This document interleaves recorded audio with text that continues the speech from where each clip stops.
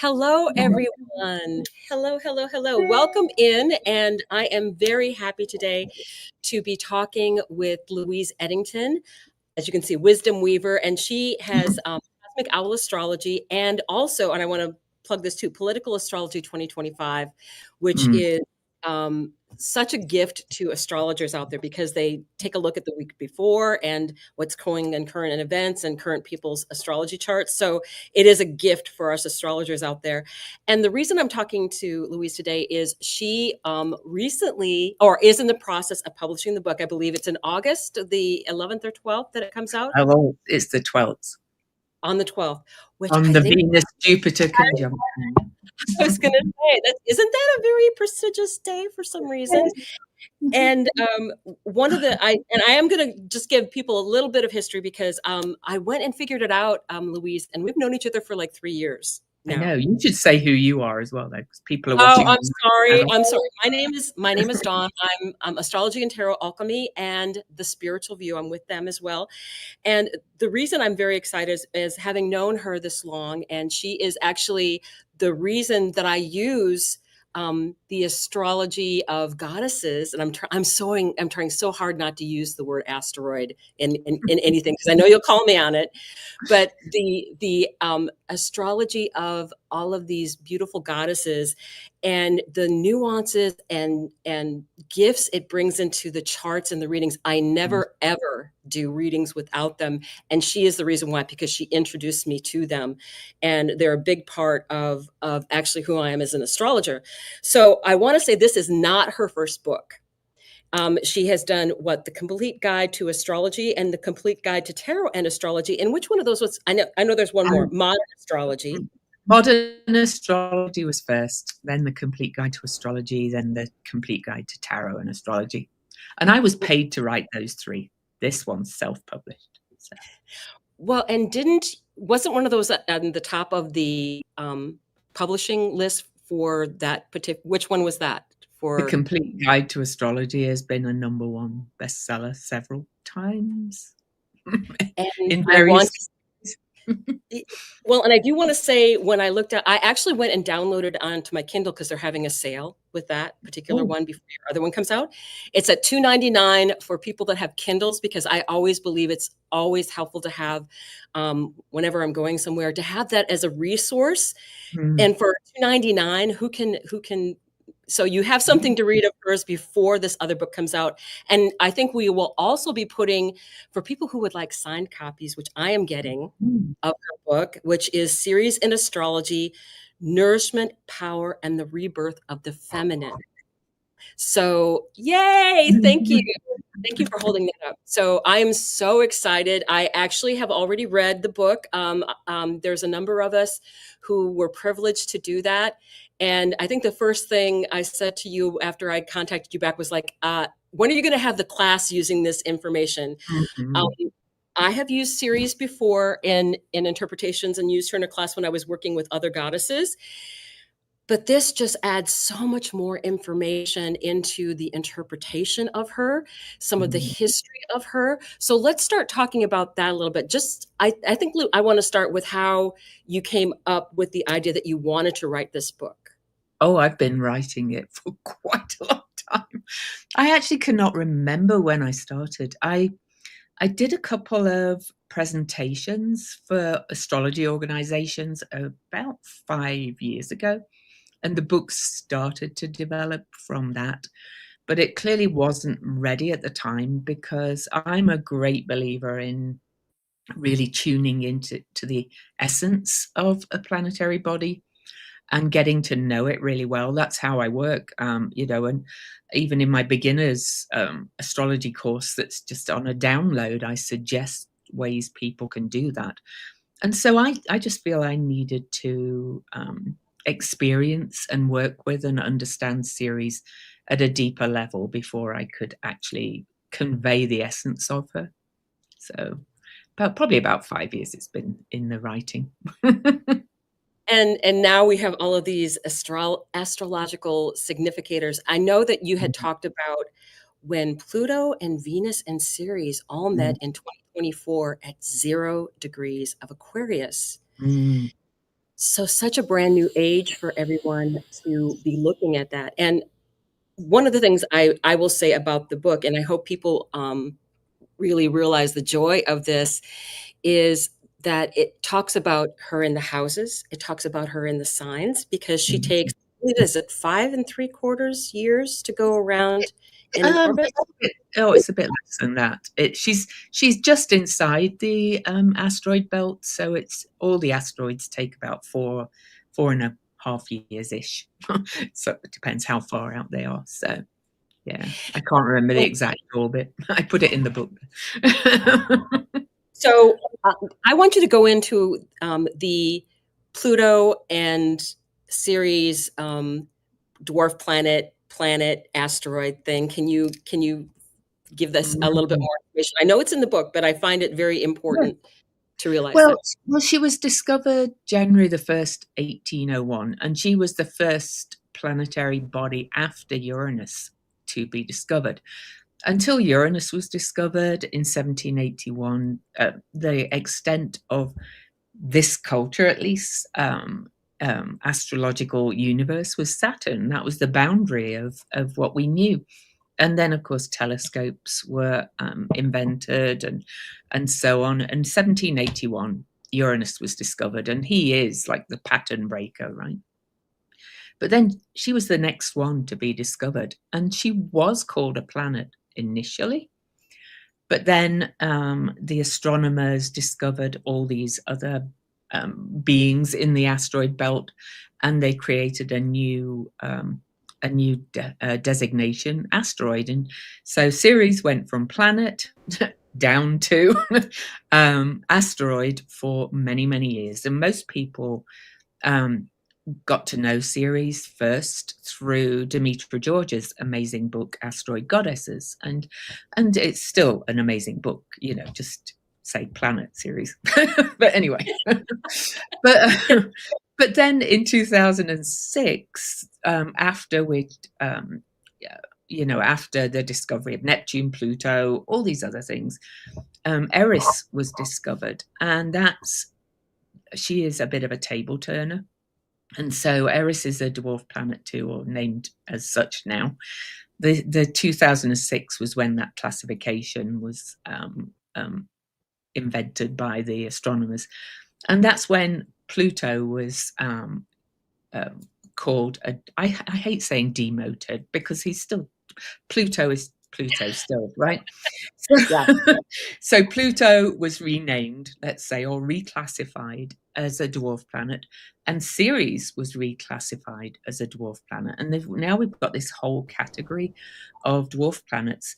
And Ceres should have been something like that all along because she is not like any of the other asteroids. She's round, she contains water, I didn't even include all the astronomical points in the book because it's just very technical. But a lot of her topography is more Earth-like, or if you like, and planet-like, and just being round and the fact she contains water is completely different because asteroids are rocks basically.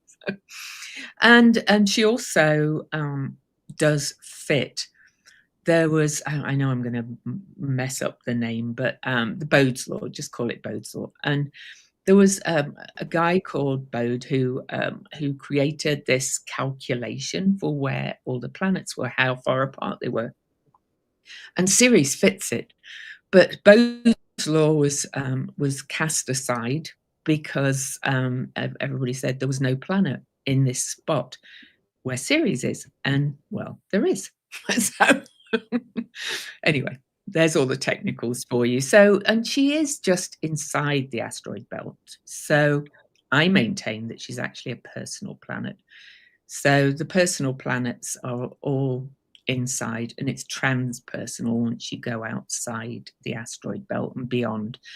So we've got the Sun, the Moon, Mars, Venus, Mercury, and Ceres. She balances it all out nicely. That's right.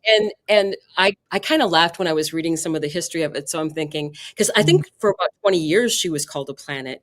And then with the discovery with all the other goddesses, I felt like, well, did the guys all get around and say we have too many women showing up as planets?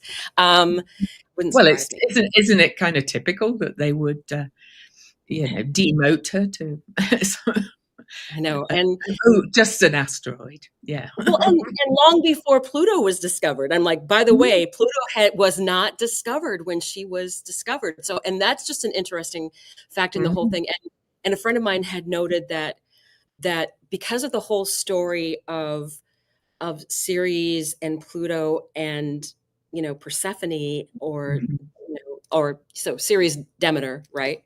yeah, And so they are equals, basically, mhm, though. Right they now, are, they've been equal since what, 2006. So yes. I find that very fascinating because Pluto packs a punch. And I Mhm, think at this point, I want to make sure that.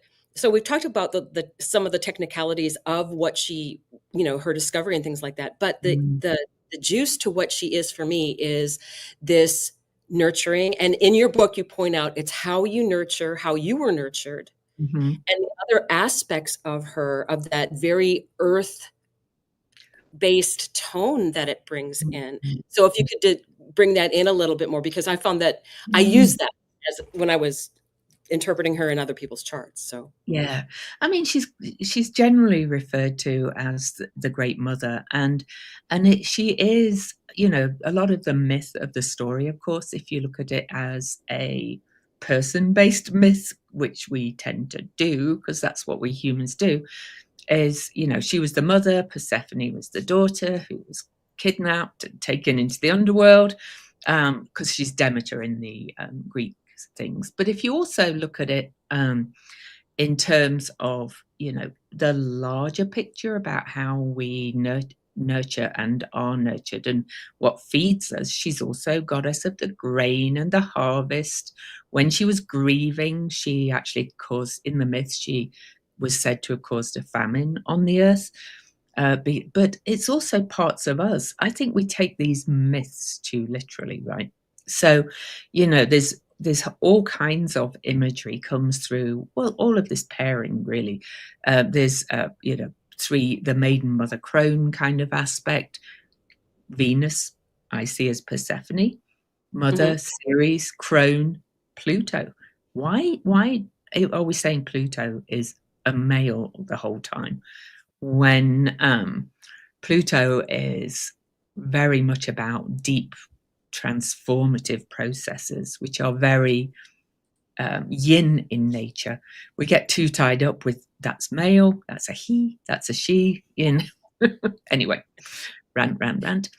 But so I've gone a bit lost. Yes, so she's associated with all kinds of so much to my mind. I tried to cover as much as possible in the book, but there's attachment theory, but that's attachment to people, places, and things. Not just your mother.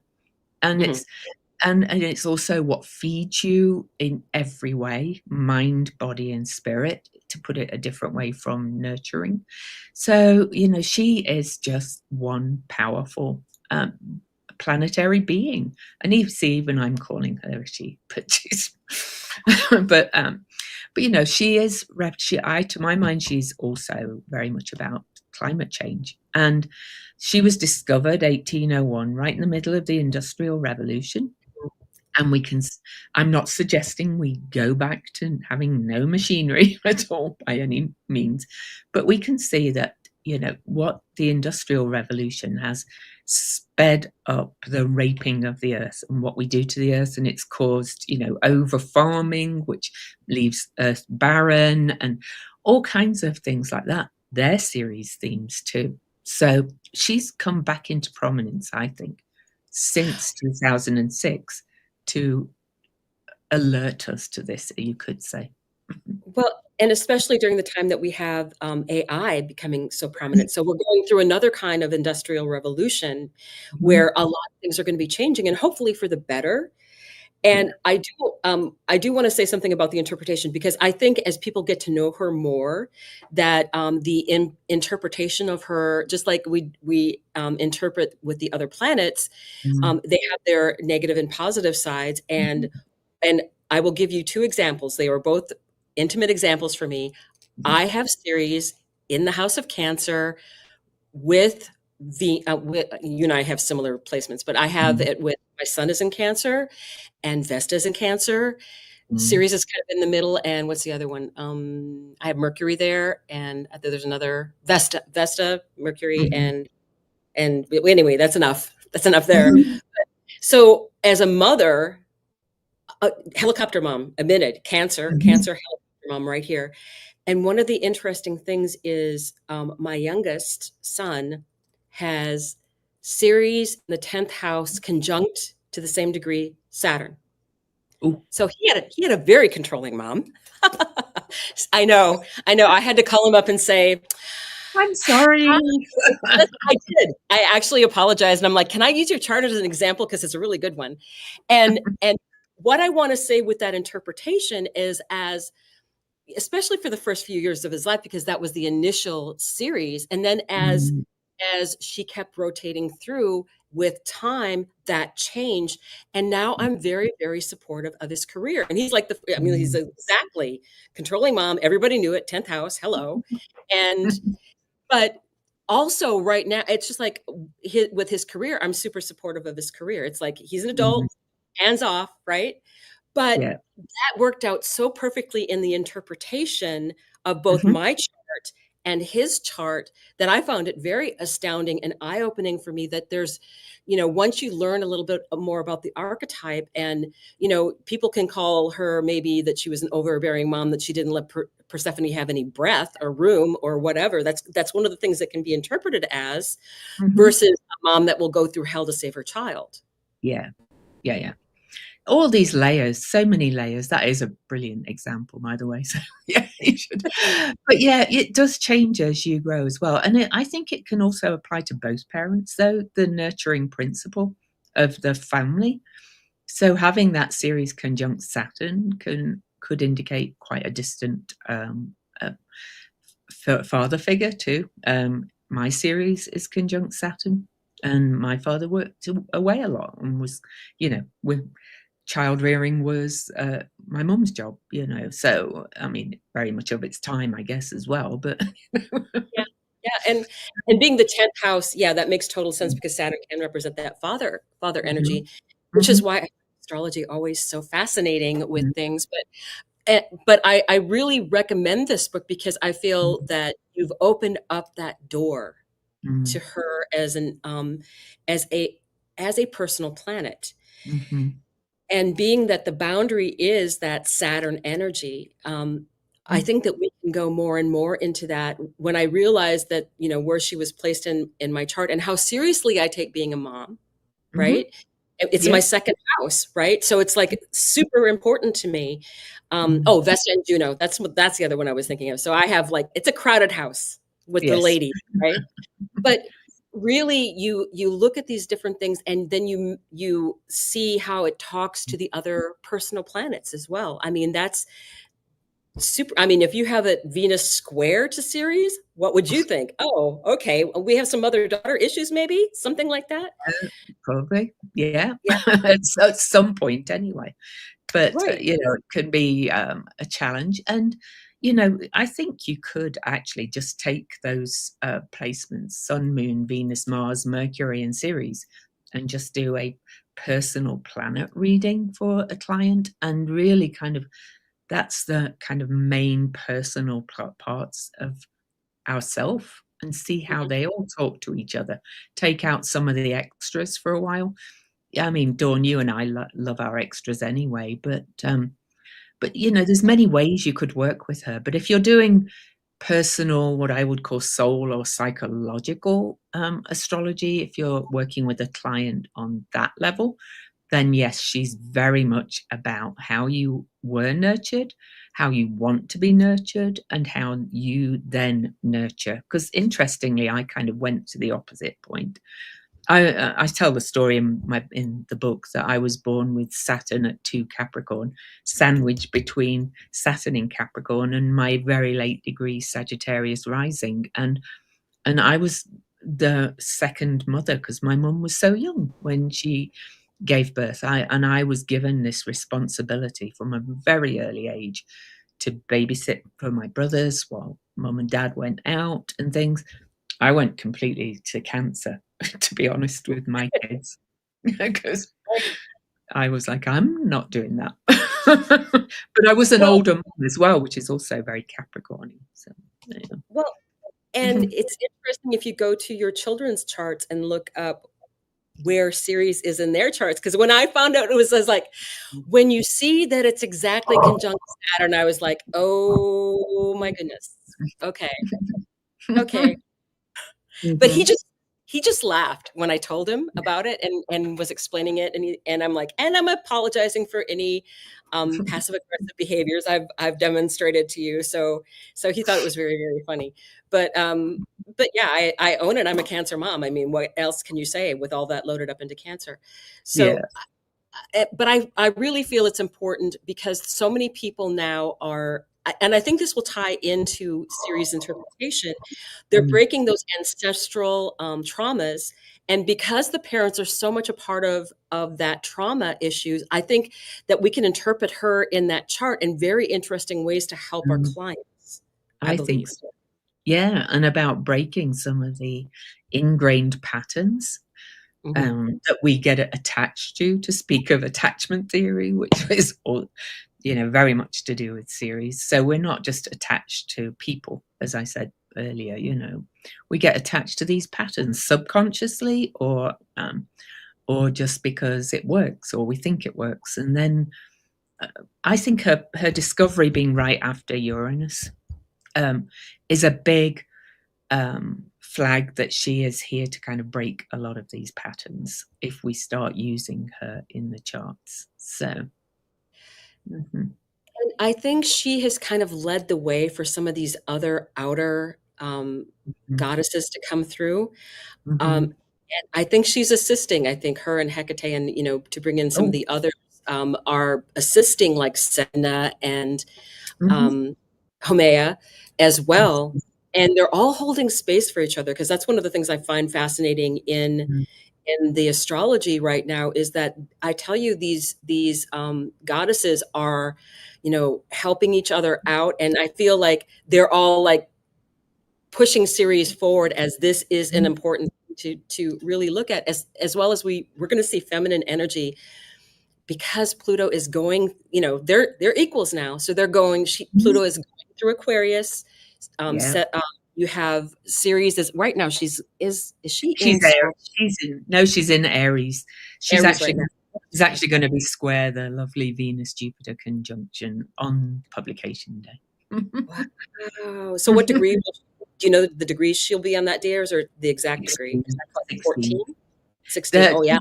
Venus and Jupiter at 14, she'll be at 16. So Wow. Yeah. Well, mhm, and world access stuff, mm, is all part of that. So mhm, I really think that for me, this book and reading this book, mhm, I feel it's going to bring in a bigger opportunity. And as you mentioned, Demetra George, her book, excellent. And of course, Melanie Reinhardt has written about different goddesses. mhm. Um, and other asteroids actually, but I feel this is actually going to be one of those considered books for Oh, thank you. resources. Oh, I do. I Yeah, absolutely do. And yeah. I also will say, and I hope you have this close to hand because I'm going to ask you about this. I know that you had Steve Judd wanted to read the book, and he read the book, and he asked if she had Mhm, a forward for it, and mhm. volunteered to write it. And let me tell you, Steve Judd would never, ever do that unless No. he thoroughly believed in what he had read and really stamped it with his approval. So do you And happen to have he that close he by? called he called me on WhatsApp to read it to me, and I cried. So, what do you want me to read? The foreword or some of it at I least? do. I do want you Mhm. to read the forward because I respect him. I've attended some of it. I've attended his shifts happening, and I respect him. And you cannot make him do something he doesn't want to do. And for him just to like be full forward press with Yeah, I want to write the forward for this book, I think is it says a lot. So I would I love to know. have you read it because it's Okay. He said, it's becoming increasingly evident that when celestial bodies are discovered and named, their archetypes begin to emerge in the collective consciousness. Uranus was discovered amidst the French and American revolutions, times of radical change and upheaval. Neptune entered our awareness during the dawn of commercial brewing, the first drug wars, and the invention of celluloid, each linked to illusion, escapism, and altered perception. Pluto's emergence, 1930, by the way, Pluto, way after Ceres, coincided with the splitting of the atom and the rise of modern psychology, both profound gateways into the unseen and the transformative. Chiron was identified just as holistic and complementary therapies began to gain traction, marking a return to integrative healing. Although Ceres was first observed over 225 years ago, it's only in more recent decades that her archetypal presence has begun to take root in astrology and popular culture. Since the publication of the first Ceres Ephemeris, themes of mothering and smothering, protection and rejection, and the deep complexity of feminine influence have come to the forefront. More importantly, Ceres has reintroduced the essential question of nurturing, how we were or were not nurtured, how we nurture others, how we allow others to nurture us, and crucially, how we nurture ourselves. This includes not only emotional care, but also physical sustenance, diet, nutrition, digestion. These concepts, once relegated to the margins, are now central to how we understand wholeness, both in astrology and in life.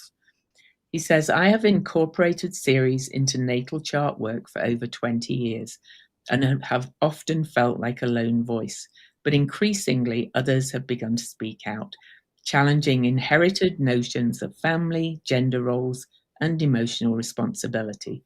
Louise Edington is among the most fearless of those voices. With a tone that is both grounded and revolutionary, she pushes the boundaries of astrological discourse. She is almost, but not quite, a cyberpunk priestess of the stars, bold, insightful, and unapologetically feminist.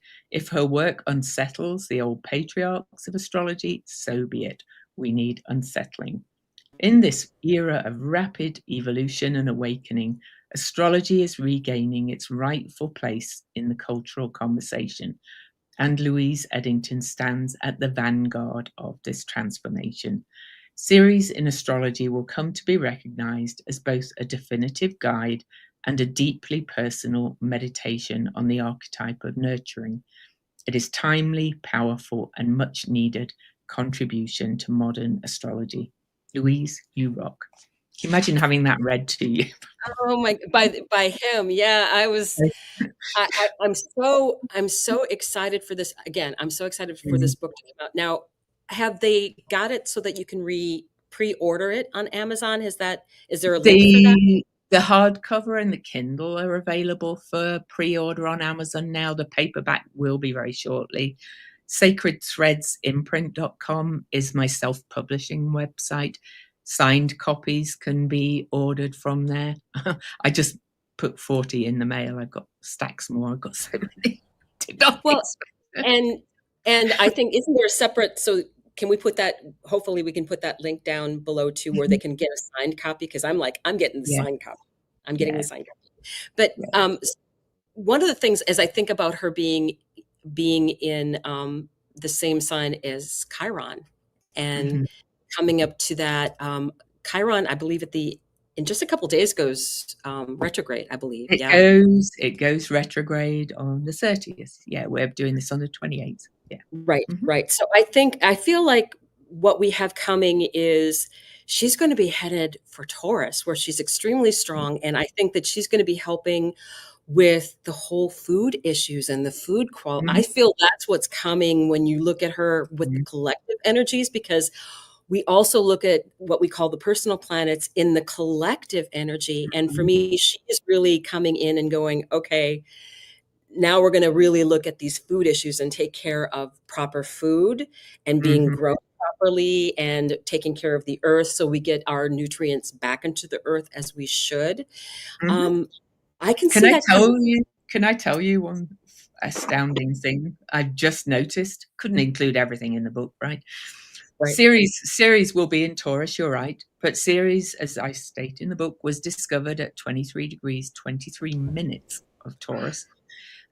Exactly to the minute conjunct fixed star Algol, by the way, which to me emphasizes that she's a strong kind of feminist energy.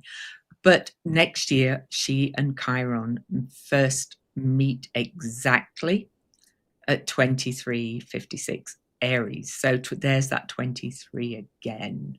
So Wow. yeah, And she's very associated with the number 23. I talk about that in the book. yes.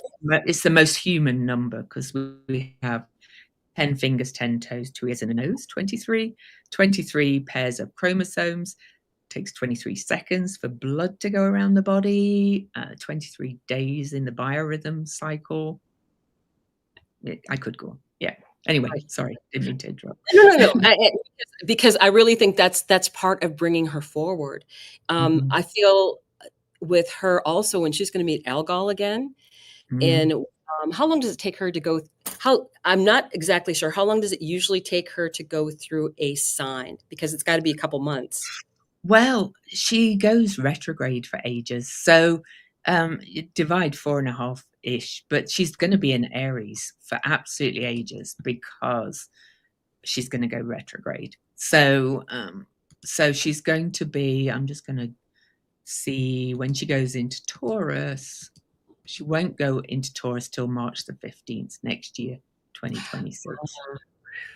Mm-hmm. which is which is a pretty heavy time with everything going on. Mm-hmm.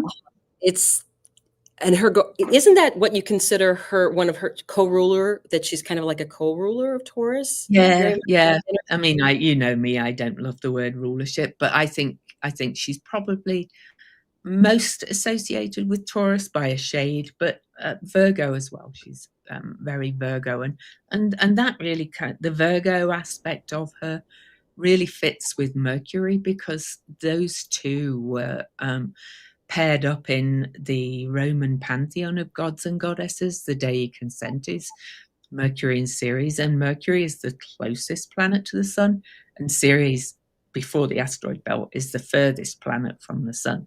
And so they're kind of on the boundaries, and they're both boundary crossers in many ways. So anyway, and Mercury is known as, or Virgo is known as one of Mercury's signs. So maybe Mercury and Ceres share it. I don't know.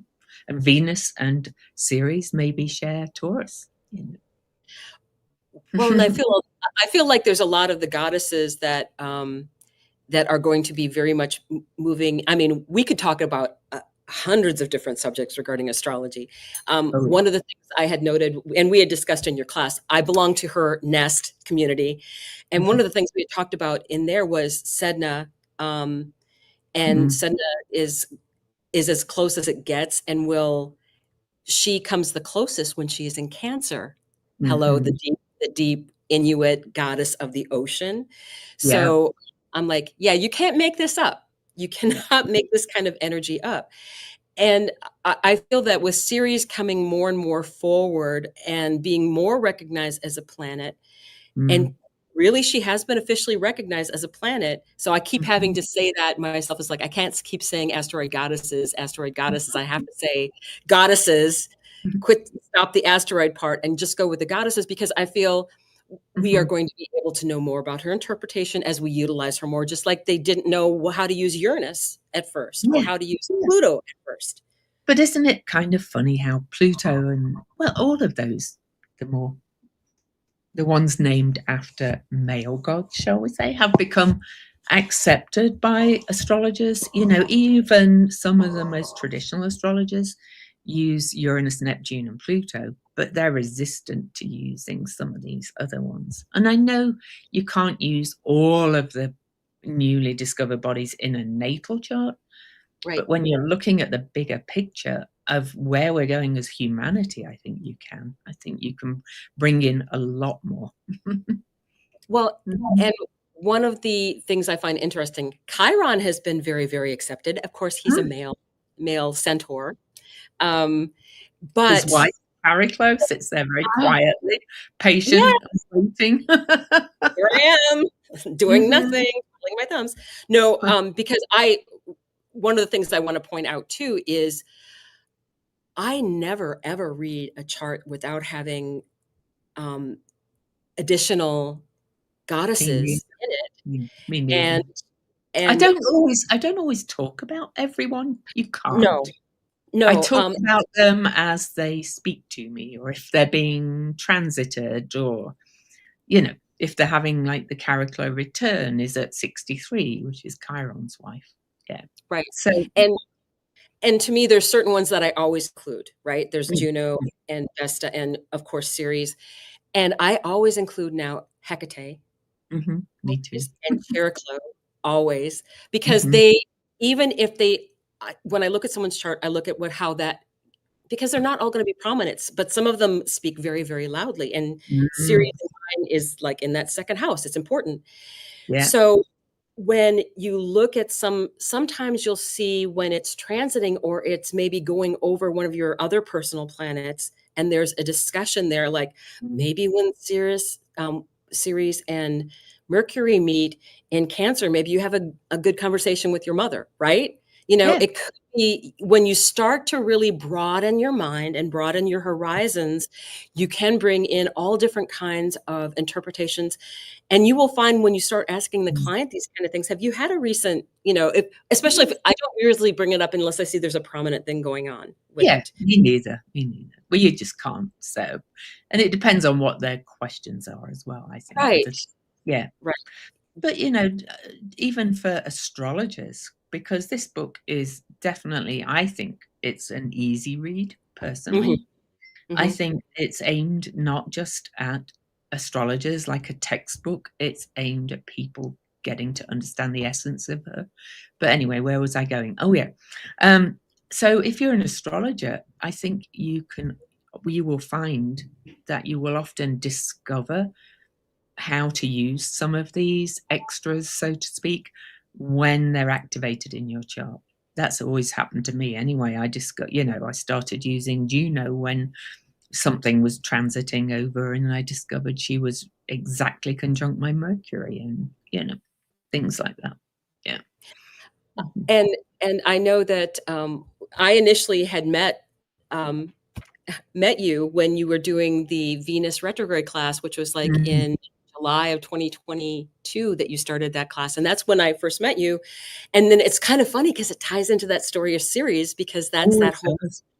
underneath. So it's like, oh well, we've come full circle. I mean, I think with all of that Um, energy with I um mean, there's even extra things I could have written this book 5 times as long, but maybe I'll tell more stories as time goes by. But do you know that in the myths, Demeter was I think this was in one of Demetra George's books, actually, not the Asteroid Goddesses, another one about the moon. But anyway, she retold the myth of Demeter, Persephone, and Hades, and the story that she told, or the retelling, said that Demeter wandered the earth, creating this famine for 9 days, which is about the time that Venus is invisible when she's retrograde because she's blinded by the sun's light. So most of these myths are based on these astrology cycles, by the way. well, I do remember I was at her lecture. I was at a lecture of hers, and she did refer to that story. She says, especially where if you're located in the certain area of Greece Yes, yeah, that but she's that's talking which is about. where they were written. Yeah, because if you're Exactly. far north or south, it's less, and sometimes never invisible. But yeah, it was written from their perspective. So mhm. Well, and I did find because I'm an astrologer, I did find that I like the fact that it's very readable, and that Mhm. someone that doesn't have, a really strong background in astrology, I don't feel like you need it, but it gives such a good interpretation of her that you can look at your chart and kind of get a better idea of how she might be showing up. Mhm. But for me, I remember telling you, "Oh my god, I wanna teach a class using this information," Mhm. because I felt it was, the information that I got from it was very, direct Mm. and on point, because Yeah. I don't think a lot of people have really looked at her thoroughly. I mean, not, and probably that's true of a lot of the other ones, but they each need their time and their recognition. And I feel like this book for her really stands out as Yeah. something that's probably going to be almost a textbook usage in the future. I really, I think I probably will create a class from it. And the moment I'm running 2 mentorship groups. We've got another Oprah retreat coming up, the Organization of Professional Astrology. By the way, check that out if anybody's interested, in October.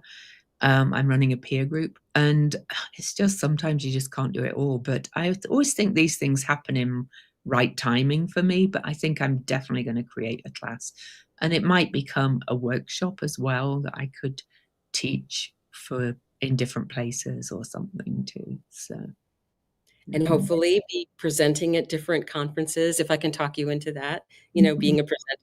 She hesitates about doing that. She writes beautifully, but she hesitates about getting up in front of people and doing I do doing not like standing up in front of a group of people live. No. and to be honest, I don't like big conferences either. So I'll do it virtually. I've applied oh, to speak for Open next year again. So on the videos. So there you nice. Well, I think we will wrap this up. go. Mhm. I really wanted to focus on this book coming out, and Mm, I feel it's very valuable. Please um, take a look at the information, and also she has other books out there. She has mm, other things going on. So I do again want to say she has her own Cosmic Owl Astrology that she does. Put out on YouTube, and Political Astrology 2025 with Kathy Beale. She also mhm, has a Substack she puts out every day with mhm, what the transits are, which are very valuable to the mhm. newly fledgling astrologers who help keep track of what's going on in their own charts. So thank you so much, Louise. I have Thank enjoyed this you. tremendously. And Yay. I'm And sorry I couldn't answer comments, everybody. I will go around the various places. It's live streaming and answer comments. But I would like to say it's sacredthreadsimprint.com is where you can order a signed copy if you want one. So, perfect. Perfect. Thank you, yeah. everyone. And we will let you go for the rest of the day. But such a pleasure, and look Thank forward you. to more books coming out from you. I think there's a Oh, possibility yes. of that. So Oh, very there's much at look. least 2 more. I actually bought 100 ISBNs because you have to buy an ISBN for each edition. So I had to get one for the Kindle, one for the hardback, one for the paperback, and the Audible because I'm going to record my own audio. But then I'm like, oh, I may as well buy 100 because I know I'm going to write all these other books. So Oh well, I'll just order 100. Why order five? well, I, I'll, it was 10 or 100, so I thought I may as well do the 100. all right. Thank you, Thank you, Louise. Dawn.